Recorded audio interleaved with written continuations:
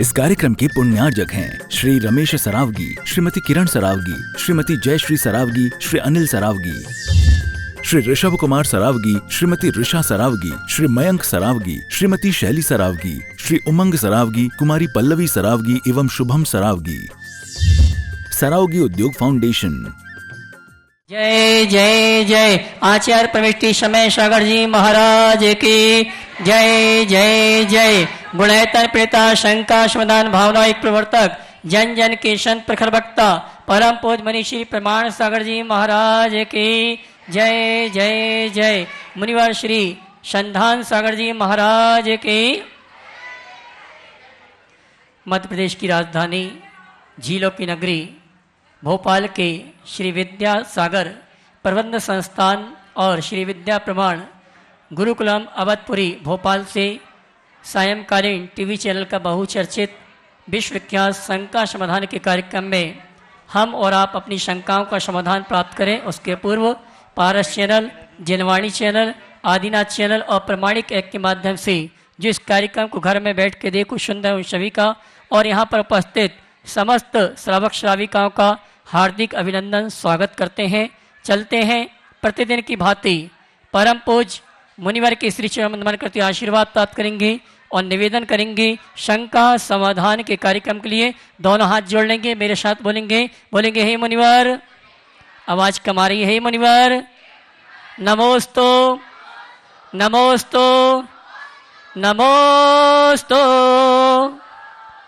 और आइए गुरुवर के आशीर्वाद से हम और आप अपनी शंकाओं का समाधान प्राप्त करें। उसके पूर्व आप सभी के लिए सूचना है, इंतजार की घड़ियां समाप्त हो रही हैं और कल प्रातः काल की वेला में कौन सौभाग्यशाली परिवार होगा जो भगवान के माता पिता सौधर्मिंद कुबेर महायज्ञनायक राजा श्रेयांश राजा सोम भरत बाहुबली या मूल नायक प्रतिमा विधि नायक प्रतिमा विराजमान करने का सौभाग्य प्राप्त करेगा। रात भर का समय आपके लिए और है चिंतन करने के लिए, भावना बनाने के लिए। कल प्रातः काल की वेला में परम पूज्य मुनिवर के सानिध्य में इसी परिसर में महापात्रों का चुनाव होगा। आगामी 1 जून से 6 जून तक जो पंचकणक प्रतिष्ठा महामहोत्सव का आयोजन किया जा रहा है, इनके महापात्रों का चुनाव यहाँ पर, और इस महापात्रों के चुनाव में भोपाल और भोपाल के बाहर के श्रावक श्राविका भी महापात्र बन के इस अनुष्ठान में सम्मिलित होने का सौभाग्य प्राप्त कर सकते हैं। साथ ही भोपाल दिगंबर जैन समाज के समस्त श्रावक श्राविकाओं के लिए ये व्यवस्था सिर्फ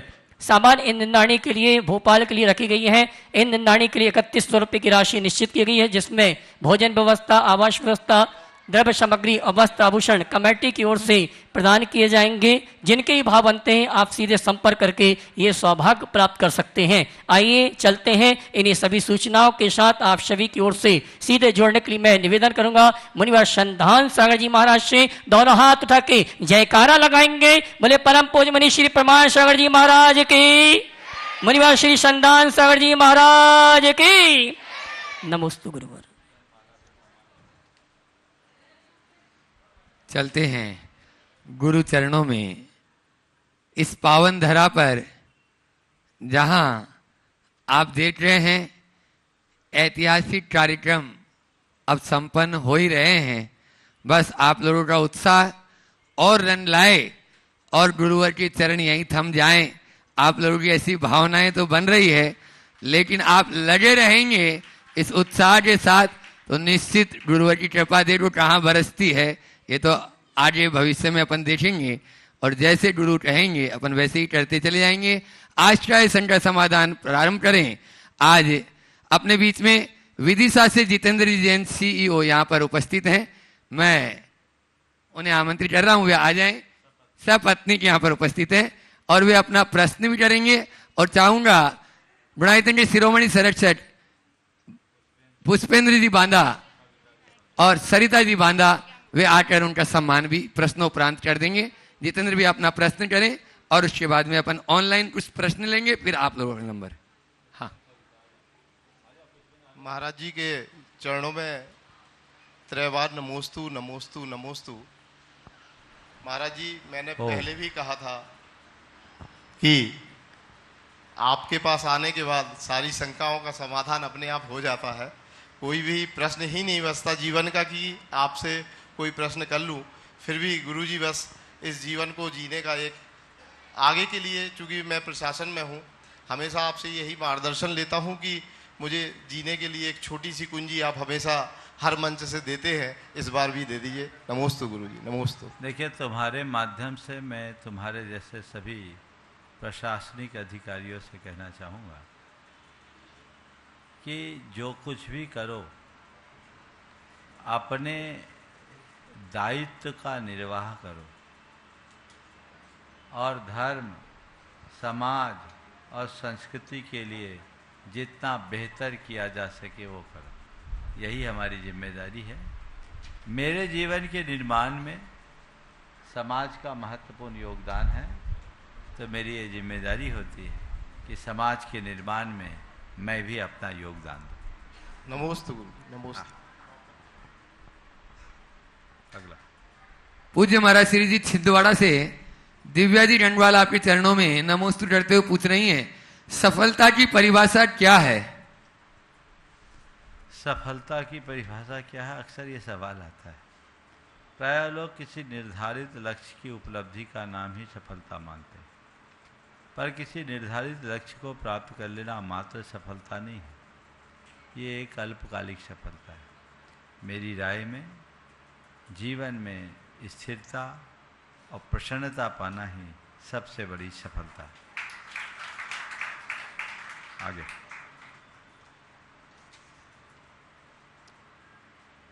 शिरोमणि संरक्षक मदनगढ़ किशनगढ़ अजमेर राजस्थान से श्रीमती उडम लता जी डंडवाल पूछ रही हैं, जीवन में जरूरी बने या सिर्फ जरूरत व्यवहारिक जीवन में दोनों में से एक की अपेक्षा अवश्य होती है? कृपया समाधान करने की कृपा करें। जीवन में जरूरी बने या जरूरत, व्यवहारिक जीवन में दोनों में से किसी एक की अपेक्षा होती है, कृपया समाधान करें। पहले तो मुझे प्रश्न को ठीक करना पड़ेगा। जीवन में जरूरी बने या सिर्फ जरूरत, शब्दों को थोड़ा सजाने की जरूरत है। इसे ये कहना चाहिए कि हम जीवन में जो जरूरी है उसे करें या केवल लोगों की जरूरत बने रहें। प्रश्नकाय का असर ये दिखता है कि हम अपने जीवन को ऐसा बनाएं कि हमारी प्रासंगिकता सब जगह बने रहे, लेकिन हम लोगों की ज़रूरत बनकर के न रह जाए।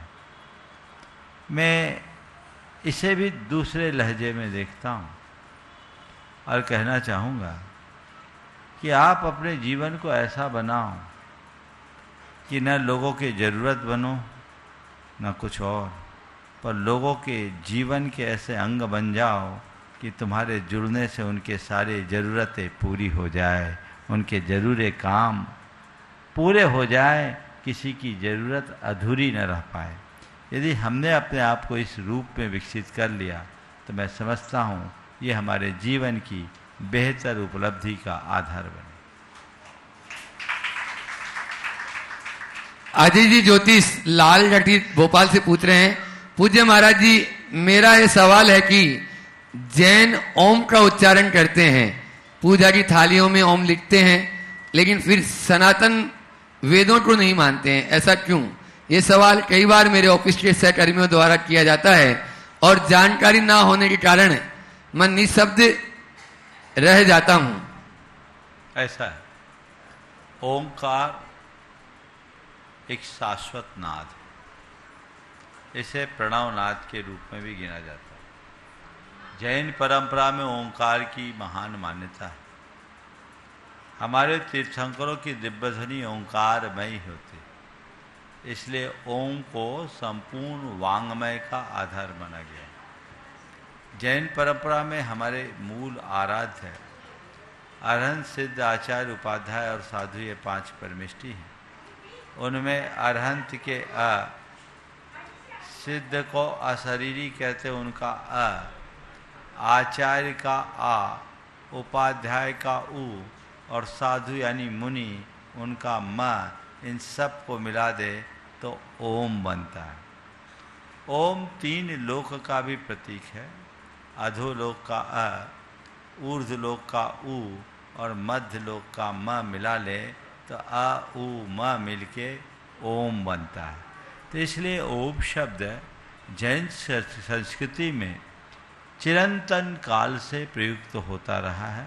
और हमारे यहाँ कहते हैं ओकारम बिंदु संयुक्तम नित्यम ध्यायन्ति योगिनः कामदम मोक्षदम चैव ओंकाराय नमो नमः। इसलिए ओंकार की जैन मान्यता है, इसे वेदों से जोड़ना उपयुक्त नहीं है।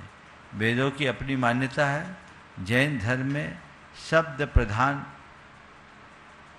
आगम को मानने की जगह पुरुष प्रधान आगम को माना जाता है।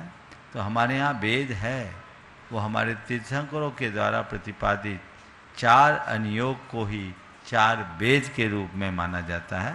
तो हम चतुर अनुयोग रूप वेद की मान्यता करते हैं। ये एक अलग अलग धार्मिक और दार्शनिक दृष्टिकोण है, धारणाएं हैं, मान्यताएं हैं, हमें उस अनुरूप देखना चाहिए। लेकिन ओंकार को मानने वाले वेद को माने ये कोई ज़रूरी नहीं। अभी तो हमें एक बात सोचना चाहिए कि हमारी इस संस्कृति में कुछ तत्व ऐसे हैं जो सभी परंपराओं में एकत्व को प्रकट करते हैं। ये बहुत प्रसन्नता का विषय है कि लगभग सभी भारतीय परंपराओं में ओम और स्वस्तिक की मान्यता है। तो इस बात का प्रमाण है कि ये हमारे ऐसे प्रतीक और ऐसे आधार हैं जो सर्वमान्य हैं। तो इस सर्वमान्यता का द्योतक है, इसे हम अपनाएं और अगर कोई अपनाता है तो उसका स्वागत करें। गुणायतन ट्रस्टी प्रकाश जी पाटनी, जो क्षेत्रीय अध्यक्ष भी हैं भारतीय जन मिलन अजमेर से, पूछ रहे हैं जीवन के क्रिकेट में शब्दों के बाउंसर को फ्रंट फुट पर खेलना चाहिए या डिफेंसिव हो जाएं। फ्रंट फुट पर स्कोर बढ़ाने की संभावना अधिक होती है और डिफेंसिव खेलने पर चोट लगने की संभावना अधिक होती है। गुरुदेव, मेरी शंका यह है कि शब्दों के बाउंसर को किस प्रकार से खेला जाए और किस प्रकार के हेलमेट का इस्तेमाल किया जाए। अच्छा बल्लेबाज ओपनिंग में फास्ट बॉलर का सामना करता है।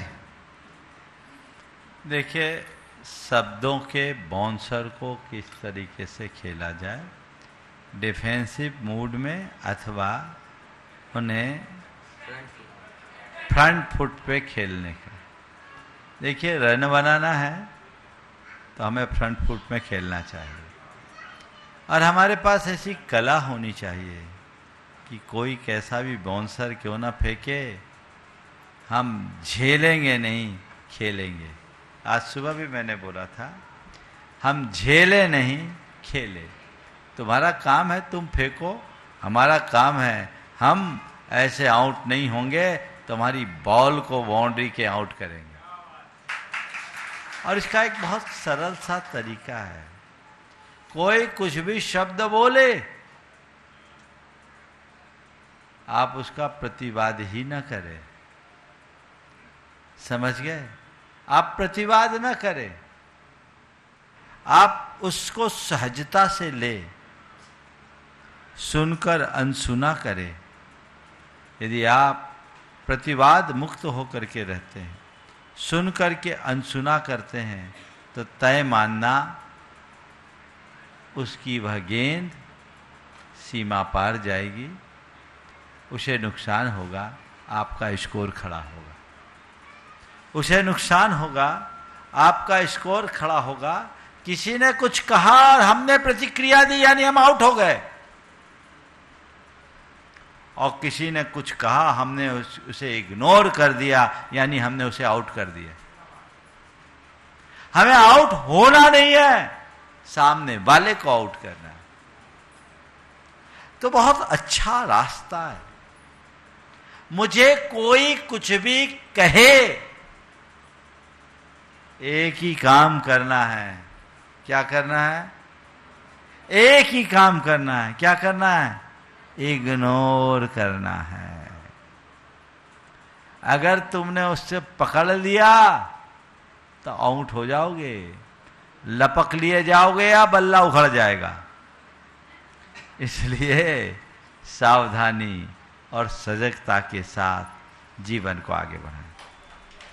शैलेंद्र जी जैन कटक से पूरे परिवार के साथ में आपके चरणों में नमोस्तु करते हुए पूछ रहे हैं, स्वार्थ और आत्मरक्षा में क्या फर्क है? स्वार्थ और आत्मरक्षा में देखिए, स्वार्थ जब हम अपने किसी प्रयोजन की पूर्ति के लिए कोई प्रयत्न करते हैं, स्वार्थ होता है। ये स्वार्थ भौतिक भी हो सकता है, ये स्वार्थ आर्थिक भी हो सकता है, ये स्वार्थ पारिवारिक भी हो सकता है, ये स्वार्थ सामाजिक भी हो सकता है। कई रूपों में स्वार्थ हो सकता है जिसमें आपका कोई वैयक्तिक लाभ छुपा हो। निहित हित की पूर्ति के लिए व्यक्ति स्वार्थपूर्ण व्यवहार करता है, लेकिन आत्मरक्षा इसमें अपना कोई स्वार्थ नहीं, केवल एक ही ध्येय और प्रयोजन है, जीवन की सुरक्षा। और वह तब जब सामने वाला हमारे जान लेने पर उतारू हो, सामने वाला हम पर हमला करने की स्थिति में हो, तब आप आत्मरक्षा के लिए काम करें। इसलिए दोनों को एक मानना ठीक नहीं। आगे। और आज यहाँ पर काफी प्रश्न हैं, तो अपन अभी ऑनलाइन वाले इतने ही लेते हैं।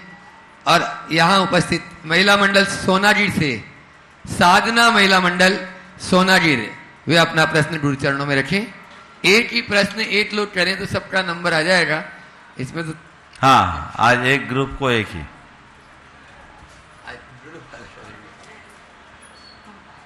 हम सबकी यही अभिलाषा मेरे क्षेत्र में हो चौमासा। बोले, प्रश्न बोले। मेरे आराध्य देवता अध्यात्म सरोवर के राजहंस उत्कृष्ट चर्याधारी वात्सल्य मूर्ति परम तपस्वी परम पूज्य मुनि श्री प्रमाण सागर जी महाराज के चरणों में सोनागिरी मंडल का बारंबार नमोस्तु नमोस्तु नमोस्तु।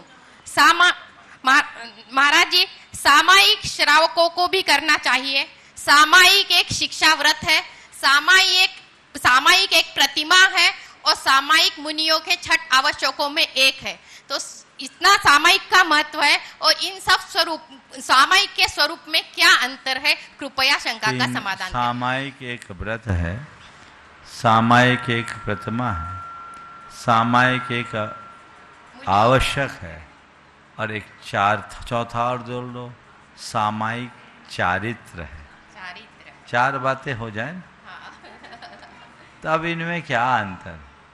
सामायिक व्रत, समता का नाम सामायिक, समता के अभ्यास को सामायिक कहते हैं। और यह जब प्रक्रिया एक आराधना के रूप में अभ्यास रूप होती है तो ये व्रत कहलाता है। इसे ही नियम रूप कर लेने पर, संकल्पित होकर करने पर वह प्रतिमा बन जाती है। जो गृहस्थों के लिए सामायिक व्रत में 2 बार और सामायिक प्रतिमा में 3 संध्याओं में नियमबद्ध उन्हें सामायिक करना ही होता है। मुनियों का सामायिक आवश्यक है, वह अपने दिन भर में त्रिकाल सामायिक करते हैं। हालांकि सामायिक आवश्यक के अंतर्गत कहीं ऐसा उल्लेख देखने को नहीं मिला कि 3 बार मुनि सामायिक करे ही। वहाँ द्रव्य छेद काल भाव के रूप से नाम स्थापना द्रव्य छेद काल भाव, ये 6 प्रकार की सामायिक का विधान मिलता है। और 6 प्रकार की सामायिक में मूलतः समता को मुख्य बताया। समता को सामायिक है, और इस आधार पर कतिपय जन कहते हैं कि मुनियों के सदा काल सामायिक होती है, इसलिए उनको बैठकर सामायिक करना उचित नहीं। पर आगम में अनेक स्थानों पर सामायिक को एक आवश्यक कर्म मानकर उसे नियमित करने का विधान किया है, और तभी आवश्यक अपरिहानी नाम की भावना पूरी होगी।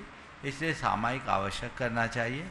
पर मुनियों के लिए गृहस्थों की तरह समय का निर्धारण वैसा नहीं किया कि उनको इस संध्या काल में ही सामायिक करना। मुनियों के लिए ये प्रेरणा जरूर दी है कि अपनी समता रूप वृत्ति को हमेशा मेंटेन करके चलो। सामायिक चारित्र जो 6ठे गुणस्थान से 9वें गुणस्थान तक होता है, सर्व पापों के परित्याग से उत्पन्न समता की जो भावना है उसको बोलते हैं सामायिक चारित्र, जो अहरनिश होता है। नमोस्तु गुरुदेव, नमोस्तु। और आगे आज अपने बीच में यहाँ पर संगस्थ बाल ब्रह्मचारी रूपेश भैया जी, जो ज्ञान ध्यान तप में लीन रहते हैं, आपके सामने हैं। उनके परिवार से, उनके पिताश्री पिपरिया रहली से सागर से अपने बीच में है। जोरदार तालियों से उनका सम्मान करें। राकेश जी जैन और बहन पद्मा जी यहाँ पर उपस्थित, वे अपना प्रश्न भी करें और मैं चाहूंगा कि उनके सम्मान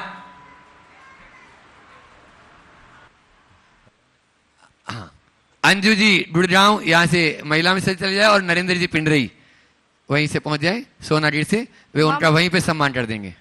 मम आराध्य गुरु मुनि श्री 108 प्रमाण सागर जी महाराज जी के चरणों में बारंबार नमोस्तु नमोस्तु नमोस्तु। मुनि श्री 108 संदन सागर जी महाराज जी के चरणों में बारंबार नमोस्तु नमोस्तु नमोस्तु। सभी एलक जी छुल्लक जी के चरणों में बारंबार नमोस्तु नमोस्तु नमोस्तु। इच्छा में महाराज श्री आपके आशीर्वाद से एवं आपकी कृपा से हमारे रूप इस भैया जी मोक्ष मार्ग की ओर बढ़ रहे हैं। हमारी भावना है कि उनकी जल्दी ही दीक्षा हो महाराज श्री। हमारे भैया तो निकल गए, पर अब हम अपने कल्याण के लिए क्या करें, कहाँ से शुरुआत करें?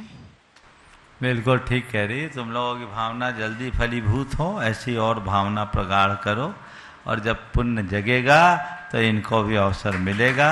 आपने पूछा हम अपना कल्याण कैसे करें, लक्ष्य बना लो, धीरे धीरे पुरुषार्थ जगाओ, अपने आप रास्ता खुलेगा। ठीक है महाराज श्री। बाल ब्रह्मचारिणी सोनाली जी का प्रश्न है कि 11 प्रतिमाओं में 6वीं प्रतिमा रात्रि भोजन त्याग प्रतिमा है।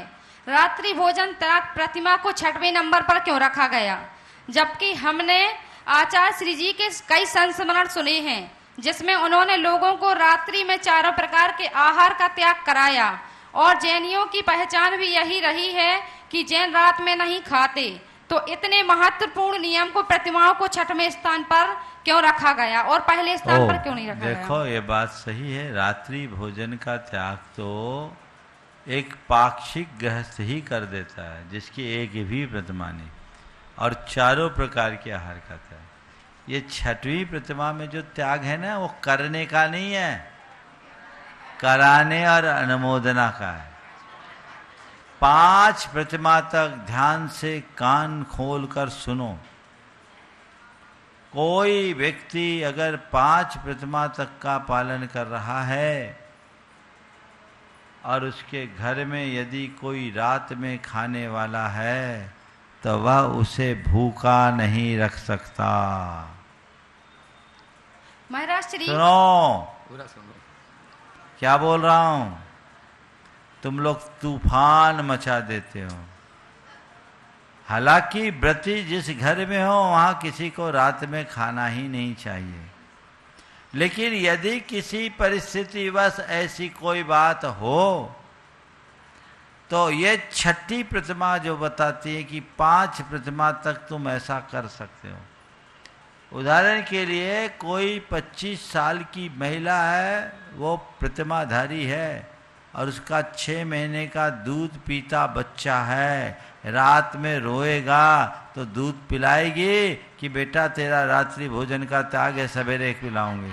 क्या करेगी बोलो, थोड़ा जोर से बोलो। तो ये कहाँ तक पिला सकती है? 5वीं प्रतिमा तक। इसलिए घर परिवार में व्रतियों को अपनी स्थिति ठीक तरीके से समझनी चाहिए। मैं व्रती हूं, मेरा पूरा परिवार व्रती नहीं है। अगर घर के अन्य सदस्य आपको कोऑपरेट करते हैं तो आपको भी उन्हें कोऑपरेट करना चाहिए, और आप कोऑपरेट करोगे तभी वो कोऑपरेट करेंगे। मैं व्रती, तुम अव्रती, तुम असंयमी, ये सब शब्दों का प्रयोग दूरियां बढ़ाता है। हमारा धर्मशास्त्र हमें इसकी अनुमति नहीं देता, इसलिए इस पर बहुत गंभीरता से विचार करना चाहिए। बाल ब्रह्मचारी कपिल भैया जी का प्रश्न है। और है, चलो पूछ लो। आचार्य श्री जी के खिलाफ जो पत्रकांड हुआ, चलो बाद में करना। जोरदार ताली बजा दे नमोस्तु एक बार इनके सम्मान के लिए। और उसके बाद में आज अपने बीच में बावड़िया कला से विजया महिला मंडल यहाँ पर उपस्थित हैं। उनके भी यहाँ पे 3-4 प्रश्न इस प्रश्न पत्र में हैं, लेकिन एक ही प्रश्न करें तो अच्छा रहेगा। लोग आए हैं, 2 देना पड़ेगा। अच्छा, दो दे दो। चलिए एक बार जोरदार ताली बजा दीजिए इनके लिए। और उसके बाद में बाट सेवनिया से जो अखिल भारतवर्षीय दिगंबर जैन महिला परिषद यहाँ पर उपस्थित है वे तैयार रहेंगे अभी, लेकिन बैठेंगे अभी, बैठो। हाँ, पीछे वाले चलो हाँ बोलो। विराजित द्वय मणिराजों के चरण में ओम। हाँ, मंच पर विराजित द्वय मणिराजों के चरणों में संपूर्ण बावड़िया के कला जैन महिला मंडल का त्रिबार नमोस्तु नमोस्तु नमोस्तु। महाराज जी छुल्ला जी को इच्छामी इच्छामी। महाराज जी भावना योग तन को स्वस्थ, मन को मस्त और आत्मा को पवित्र बनाता है। महाराज जी भावना योग के माध्यम से हम समाज में सौहार्द, सहयोग और संभाव का वातावरण कैसे बना सकते हैं? नमोस्तु महाराज। देखिए भावना योग के माध्यम से हम समाज में सब कुछ परिवर्तन कर सकते हैं। क्यों? भावना योग है क्या? अपनी भावनाओं को निर्मल करना। अब भावनाएं निर्मल होगी तो क्या होगा? हमारे अंदर की कषाएं खत्म होगी। कषाएं खत्म होगी तो क्या होगा? हमारे संबंध अच्छे होंगे। संबंध अच्छे होंगे तो क्या होगा? सौहार्द बनेगा। सौहार्द स्थापित होगी तो सद्भावना होगी। तो इन सबकी जड़ क्या है? भावना। अगर हमारी भावना शुद्ध है तो भाव शुद्ध है तो भाव विशुद्ध होगा। आप समाज की बात तो बहुत होती, भाव सुधारो भाव सुधरेगा। तो भावना को शुद्ध बनाओ, जीवन को निर्मल बनाओ। भावना शुद्ध तो संबंध अच्छे, भावना अच्छी तो संपर्क अच्छे, और भावना अच्छी तो जीवन अच्छा। एक प्रश्न और कर लें और उसके बाद में तैयार रहेंगे बाट शिवनिया। नमोस्तु महाराज जी। महिला मंडल में कहाँ घुस गए तुम? पुरुषों को इकट्ठे कर लो फिर। महिलाओं ने अनुमति दे दी महाराज जी हमें। चलो ठीक है। महाराज जी मूर्तिकार जब मूर्ति बनाता है तो मंच से गुरु मुख से हमने ऐसा सुना है कि मूर्तिकार के मन में जिस तरह के भाव होते हैं उसका मन जैसा होता है मूर्ति वैसी बन जाती है। तो महाराज श्री आगम में इस तरह का कोई उल्लेख है या विधान है कि मूर्ति किस तरह की होना चाहिए? अरहंत भगवान की या तीर्थंकरों की मूर्ति की छवि किस तरह होनी चाहिए? क्योंकि महाराज जी एक उदाहरण है छोटा सा कि रामायण सीरियल जो बनाया गया उसमें राम और सीता का पात्र जिन्होंने किया, आज घर घर में उन्हीं के कैलेंडर लगे हुए हैं और जो जनरेशन है वो उन्हीं को राम सीता समझती है। तो कदाचित कहीं ऐसा ना हो जाए महाराज जी की विभिन्न छवियों के कारण हमारी आने वाली जनरेशन कभी भ्रमित हो जाए कि भगवान की छवि कैसी थी।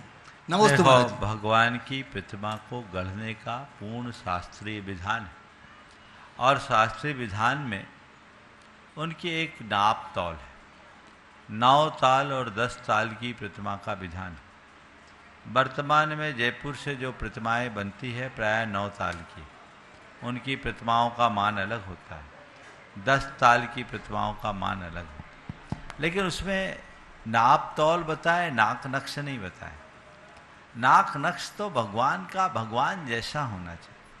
वो शिल्पी की कुशलता पर निर्भर करता है कि भगवान की उस प्रतिमा को बीच राखता को सुरक्षित रखते हुए कितनी आकर्षक बना सके। इसलिए इसमें हमारे शिल्प शास्त्र की वृद्धि ही होती है।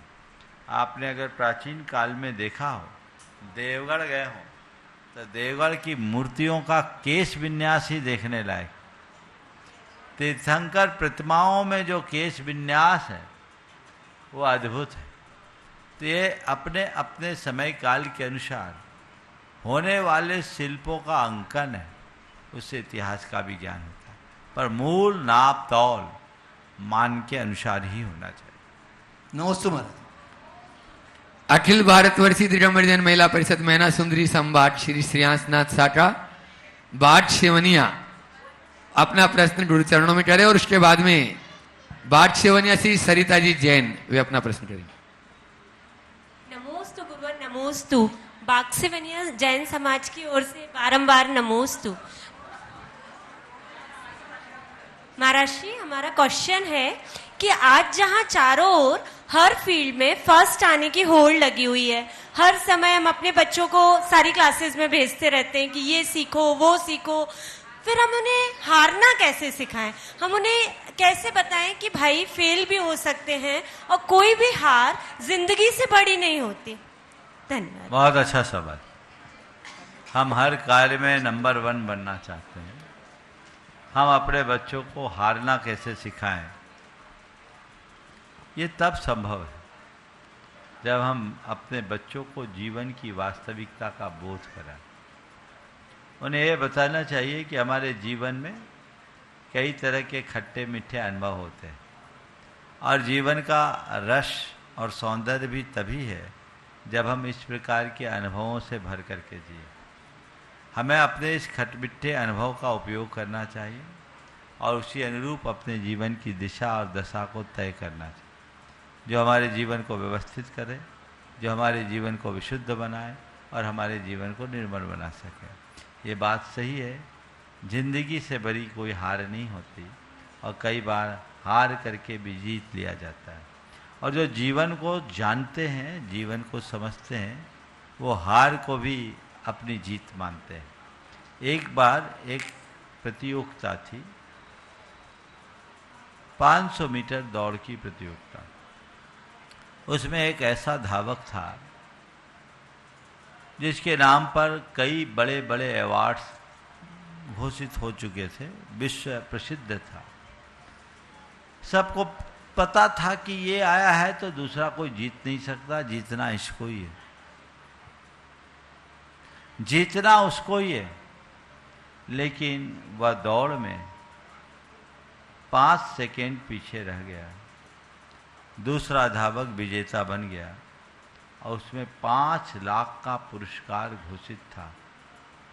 विजेता को मंच पर सम्मानित किया और उसे 5 लाख का चेक दिया गया।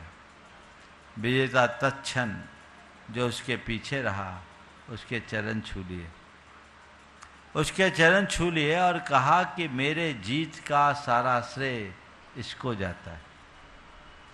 और जब ये बात पूछी गई तो वो माइक पर आया और उसने कहा कि मुझे मालूम पड़ा कि इसकी माँ कैंसर से पीड़ित है, मुझे मालूम पड़ा कि इसकी माँ कैंसर से पीड़ित है, इसे अपने इलाज के लिए 5 लाख रुपए की ज़रूरत है। मैंने सोचा यदि मैं 5 सेकेंड पीछे रह जाऊं, इसे 5 लाख मिल जाए तो एक की ज़िंदगी बच जाएगी। मैंने हार को स्वीकार, हार को स्वीकार लिया। ये हार भी उसकी जीत बन गई। काश ऐसी दृष्टि, ऐसी उदारता, ऐसी विशालता सबके हृदय में आ जाए तो जीवन का काया पलट हो। सविता जी महाराज श्री के चरणों में 3 बार नमोस्तु नमोस्तु नमोस्तु। छुल्लक जी के चरणों में क्षामी क्षामी क्षामी। महाराज जी, भगवान ऋषभ देव ने केवल ज्ञान में भी दृष्टिगोचर हो गया था कि मारीची 24वें तीर्थंकर बनने वाले हैं। 20 लाख सागर वर्ष बाद महाराज जी, ये सब क्या पहले से निश्चित था? अगर था तो इसमें पुरुषार्थ क्या रोल? पहले बात तो ये दिमाग से निकाल दीजिए, 20 लाख सागर वर्ष की गणना कहाँ से ली? भगवान ऋषभ देव और महावीर भगवान के बीच 1 कोड़ा कोड़ी सागर वर्ष का अंतराल है, 21,000 वर्ष कम जी। और 3 वर्ष 8.5 महीना और जोड़ दो तो बस, तो वो तो 1 लाख कोड़ा कोड़ी है। 20 लाख वर्ष कहाँ पढ़ लिया? गूगल, ये गूगल को उठा के एक तरफ रखो, समझिए ये गलत इन्फॉर्मेशन है।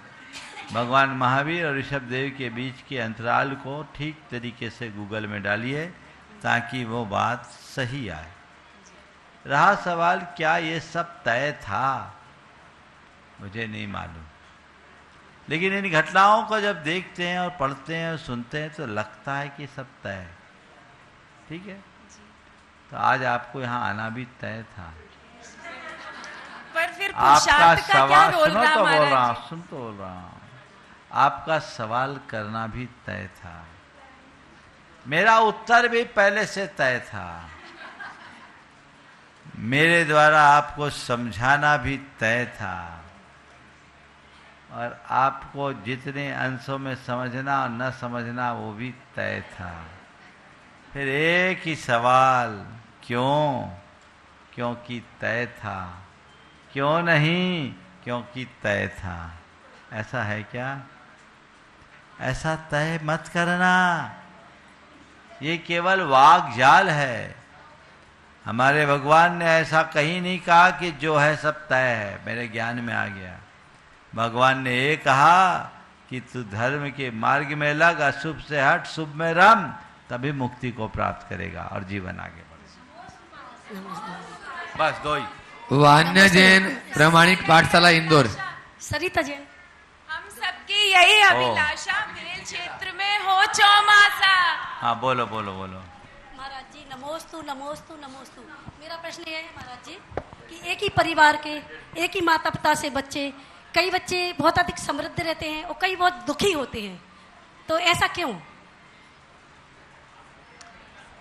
सभी लोग सुखी रहते हैं, संपन्न रहते हैं और कई दुखी होते हैं, तो ऐसा तो हो सकता है। एक ही माँ बाप के। हाँ हाँ हाँ, तो ये हर जीव का अपना अपना पुण्य पाप है। मैं एक ऐसे परिवार को जानता हूँ जिसमें एक मुनि महाराज, एक आरिका और उसके 2 भाई का 3 बार जिला बदर हो गया। अब क्या बोलोगे ऐसे? ये अपने अपने परिणाम है। चलिए, हम सबकी यही अभिलाषा वेल क्षेत्र में हो चौमासा। नमोस्तु महाराज जी नमोस्तु। इंदौर से अपने बीच में प्रमाणित पाठशाला से वान्य जैन अपना प्रश्न करें और उसके बाद में गुणायतन ट्रस्टी बावड़िया टला के इंजीनियर महेंद्र जी जैन हो गए। महेंद्र जी तो हो गए। नमोस्तु महाराज जी, नमोस्तु महाराज जी, नमोस्तु महाराज जी। महाराज जी मेरा यह प्रश्न है, ओम। हाँ। 2 देव लक्ष्मण जी के पास आए थे और उनसे कहा था कि राम जी मर गए। ये सुनते ही फिर से 2 देव लक्ष्मण जी के पास आए थे और उनसे कहा था कि राम जी मर गए हैं, तो तुरंत ही लक्ष्मण जी की मृत्यु हो गई थी। तो क्या उन 2 देवों को मिथ्यावाद का दोष लगेगा? देखिए, अब ये प्रसंग जो भी हो, देवों के मन में एक कुतूहल था, वो उनके भ्रातृ प्रेम को जानना चाहते, और उस कुतूहल का कुपरिणाम ये निकला इस कथा के अनुसार कि लक्ष्मण जी को गहरा आघात पहुंचा और उनकी आयु पूरी हो गई। आपने पूछा है क्या इस मिथ्यावाद का दोष लगेगा? अगर घटना को हम ठीक तरीके से समझें तो मैं कहूँगा पक्के तौर पर दोष लगेगा। और इससे हमें एक सीख लेनी चाहिए कि ऐसे शब्दों का प्रयोग कभी किसी से न करे जो उसको आघात पहुंचाए। हालांकि ये एक संयोग था, उनके कहने से उनके प्राण निकले ऐसी बात नहीं। यह उनकी अकाल मृत्यु नहीं थी, यह उनकी सामयिक मृत्यु थी, परंतु निमित्त ऐसा बनने से उसे उसी श्रेणी में समझा जाए। नमोस्तु महाराज। श्रीमती हेमा जी जैन अशोक नगर, वे अपना प्रश्न करें नहीं। और उसके बाद में तैयार रहेंगे निकिता जैन इंदौर।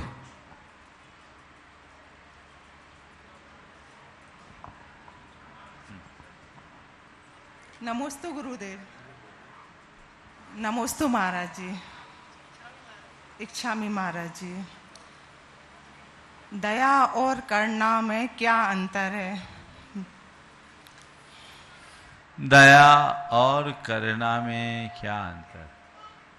ऊपरी तौर पर देखिए तो दोनों समान अर्थी दिखते हैं, लेकिन गहराई से देखें तो दोनों में अंतर है। दया की जाती है, करुणा झरती है, बरसती है, प्रकट होती है।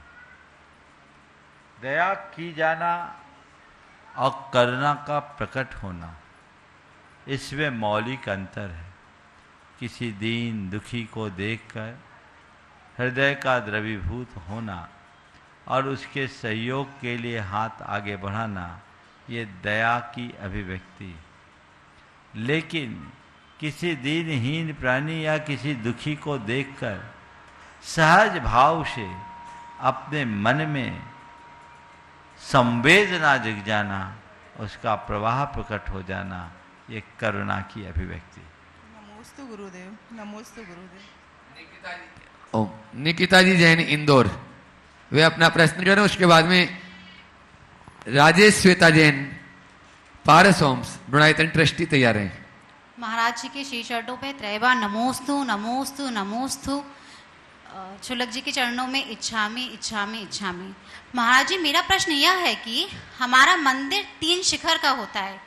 मंदिर जी में भी हम कम से कम 3 प्रतिक्रमा भी लगाते हैं, परंतु गर्भवती महिला इन इंद्राणी क्यों नहीं बन सकते हैं? 3 जीव की पूजा एक साथ भगवान जी को क्यों नहीं लगती है?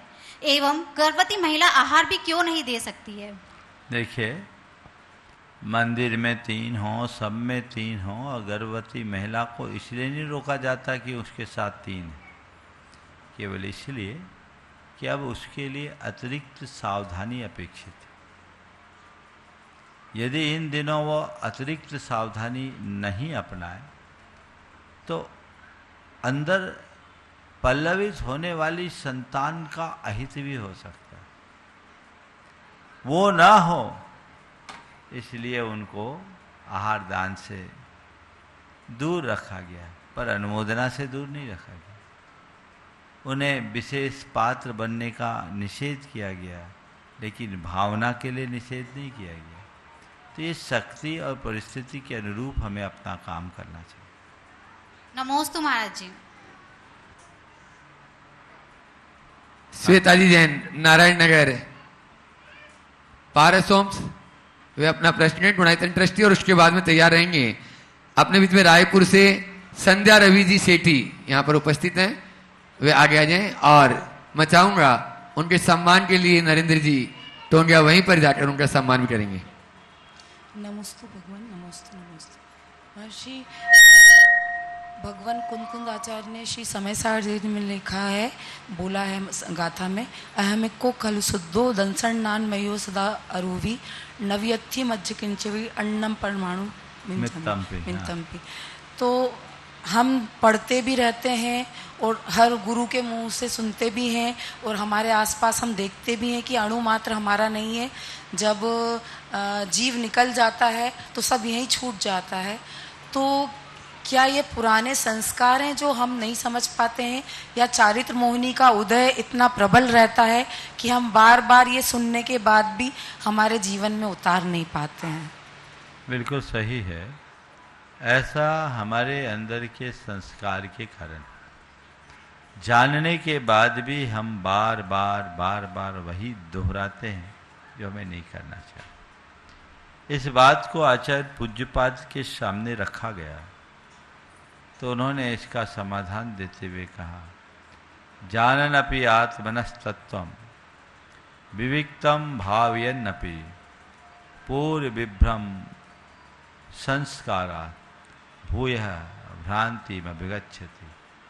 आत्मा के स्वरूप को जानते हुए नित्य एकांत में उसकी भावना भाते हुए भी पुराने भ्रम, पुराने संस्कार से प्रेरित होने के कारण ये आत्मा बार बार डगमगा जाते हैं। इसलिए केवल जानना पर्याप्त नहीं, निरंतर भावना भाते हुए जो जाना है उसे अपने अनुभव में उतारना जरूरी है, तभी हम इनका सही लाभ ले पाए। चारित्र मोहिनी का तीव्र उदय, यही संस्कार। हाँ, रवि जी सेठी रायपुर से सपत्निक अपना प्रश्न कर रहे हैं। आप लोग जोरदार तालियों से उनका सम्मान कर दें। नरेंद्र जी टोंगिया। हाँ, और उसके बाद में पहले भैया जी अपनी बात रखेंगे और उसके बाद और प्रश्न अपन लेंगे। महाराज जी नमोस्तु नमोस्तु नमोस्तु।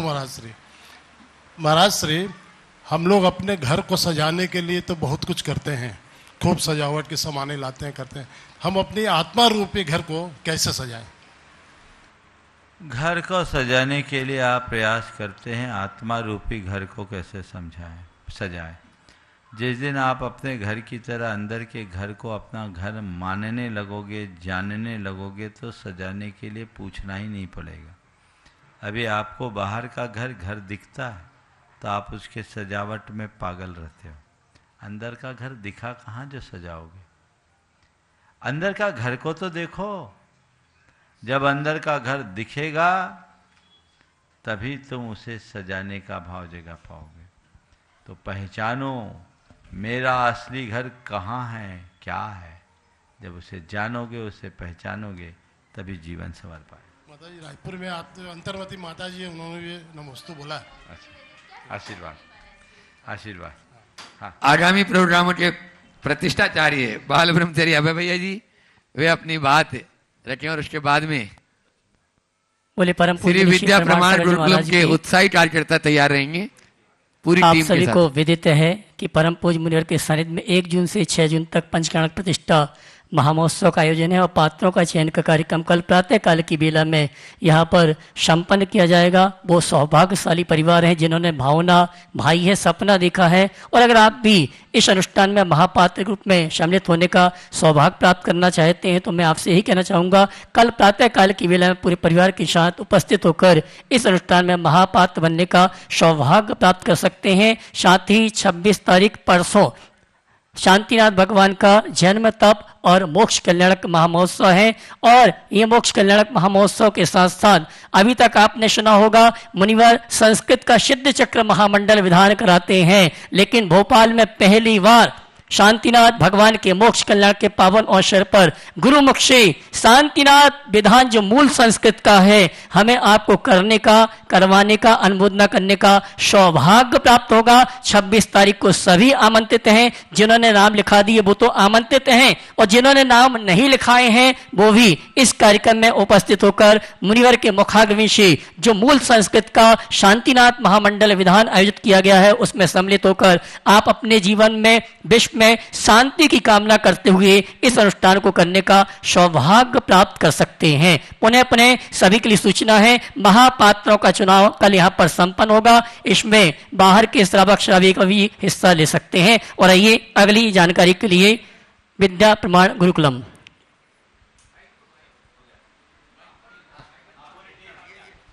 श्री विद्या प्रमाण गुरुकुलम की पूरी टीम यहाँ, उत्साही टीम यहाँ पर है। एक बार जोरदार सभी के लोग तालियां, ताकि इनका उत्साह वर्धन इसी प्रकार से और भी आगे होता रहे। रत्ना जी पारट, अनुभव जी सराफ, विनी जी डोदा, नरेंद्र जी टोंडिया, अनुभव जी सराफ, रवि जी मड़वैया, विकास जी अजमेरा, रोहित सुगंधी जी, राजेश जी पारसोम, महावीर जी सिंगई और यहाँ पर जो भी उपस्थित हैं, एक बार जोरदार ताली फिर से आप और बजा दीजिए। और मैं चाहूंगा रत्ना जी अपनी बात रखें। गुरुवर आपके चरणों में कोटि कोटि वंदन। हमारे श्री विद्या प्रमाण गुरुकुलम की तैयारियां ऐसे जोर शोर से चल रही हैं, ऐसा लग रहा है कोई महोत्सव है। आपके मार्गदर्शन में प्रभुवर जो शिक्षा मित्र और विद्या मित्र के रूप में लोग जुड़ रहे हैं वो भी रोज हमारे पास लोग जुड़ते चल रहे हैं और सबकी भावना बहुत श्रेष्ठ हो रही है कि बच्चों को जो हमने उनको आपने जो मार्गदर्शन दिया है कि बच्चों को वो अडॉप्ट कर सकते हैं। और एक बच्चे की शिक्षा में वैसे तो काफी मूल्य लग रहा है पर 1 लाख रुपीज से आप एक बच्चे को स्पॉन्सर कर सकते हैं और पूरे उसकी 12th तक की क्लास की पढ़ाई के लिए आप 5 लाख रुपीज में के डोनेशन से उसको सपोर्ट कर सकते हैं। और धीरे धीरे हमारे साथ बहुत लोग उसमें जुड़ रहे हैं। प्रभुवर हमारी जो ये पूरी टीम है बहुत उत्साह के साथ हमारे विनीत भैया, अनुभव भैया, विकास अजमेरा भैया, रवि भैया, रोहित जैन भैया, सुरेश भैया, नरेंद्र भैया, राजेश पारस भैया, सभी लोग बहुत ही जोर शोर से तैयारियां कर रहे हैं। बहुत कम समय में जिस तरह का काम हो रहा है, मैं कह सकती हूँ 1 साल का काम 2 महीने में होने की तैयारी चल रही है। और सिर्फ आपका चेहरा देख के, आपके मार्गदर्शन से हम सब में इतनी एनर्जी आती है गुरुवर, मुझे लगता है बहुत बड़ा काम बहुत कम समय में होने जा रहा है। कोटि कोटि वंदन। गुरुवर विद्यासागर इंस्टीट्यूट के प्रांगण में जो हम लोगों ने बीकॉम और बीबीए की शुरू की है योजना, उसमें भी बच्चे जुड़ रहे हैं। और खास तौर पे जो एमबीए प्रोग्राम है, जो हमारे जैन बच्चों को सशक्त बनाएगा, उनको ट्रेन करके स्किलफुल बना के और जॉब में हेल्प करेगा।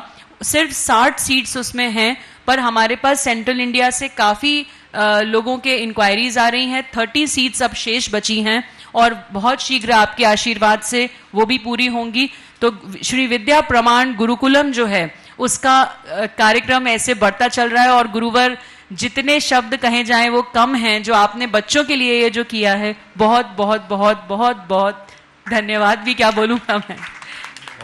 और कोई बात? जल्दी करें अनुभवी आप। गुरुदेव बारंबार चरणों में नमन पूरी टीम की ओर से, पूरी ऊर्जा भरी हुई। गुरुजी कुछ काम रह गए हैं जो आप बार बार मार्गदर्शित कर रहे हो, हम आपको आश्वासित करते हैं पूरी टीम की ओर से कि सारे काम हम आपको 30 तारीख के पहले देंगे। गुरुदेव नमोस्तु गुरुदेव। चलो नरेंद्र, तुम्हें कुछ बोलना अपनी पंचकला? हाँ चलो, देखिए अभी जैसे आपको जानकारी दी गई, कल का दिन आप लोगों के चुनाव का दिन है और वो तो जिनका सौभाग्योदय होगा वो जरूर लाभान्वित होंगे और ऐसे निमित्त बिरले भाग्यशालियों के जीवन में आते हैं। आप उसके लिए प्रयास कीजिए। मैं सभी से ये कहूँगा कि इस पंचकल्याण को पूर्ण उत्साह के साथ संपन्न कराना है। एक इतना उत्साह अपने हृदय में जगाए कि ये पंचकल्याण इस पूरे के पूरे परिक्षेत्र के अभ्युदय का आधार बन जाए, सबके विकास का कारण बने। ये प्रयास आप सबको करना है। जो लोग भी अपना मानस बनाए हैं वे अपने मानस को अभी से तैयार रखें और ये तय कर ले कि हमें इसमें पूरी तरह लाभान्वित होना है।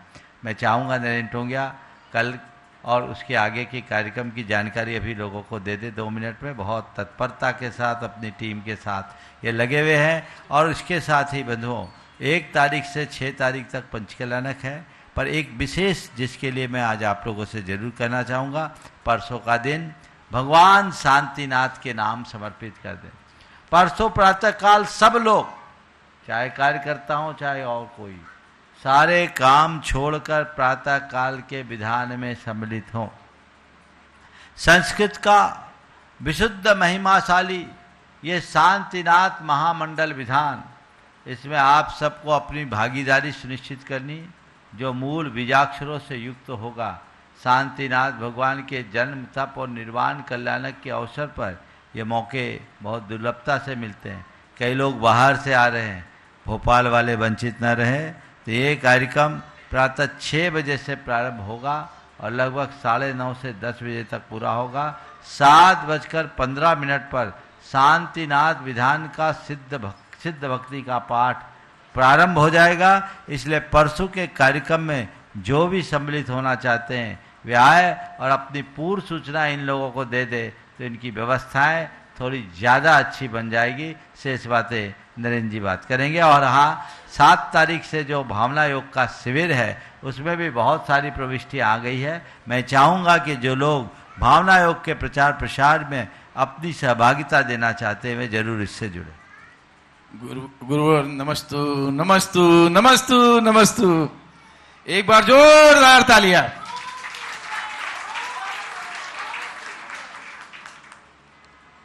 श्रेष्ठी जनों, कल महापत्र चयन का दिन है।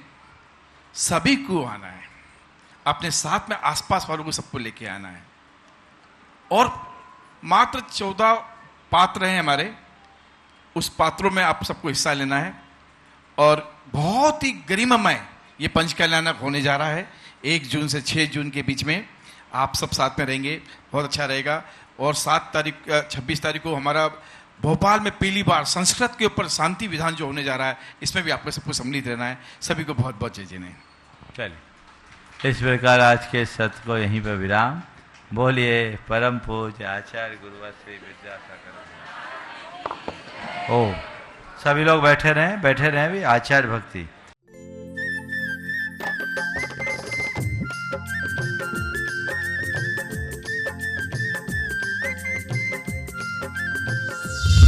इस कार्यक्रम के पुण्यार्जक हैं श्री रमेश सरावगी, श्रीमती किरण सरावगी, श्रीमती जयश्री सरावगी, श्री अनिल सरावगी, श्री ऋषभ कुमार सरावगी, श्रीमती ऋषा सरावगी, श्री मयंक सरावगी, श्रीमती शैली सरावगी, श्री उमंग सरावगी, कुमारी पल्लवी सरावगी एवं शुभम सरावगी। सरावगी उद्योग फाउंडेशन।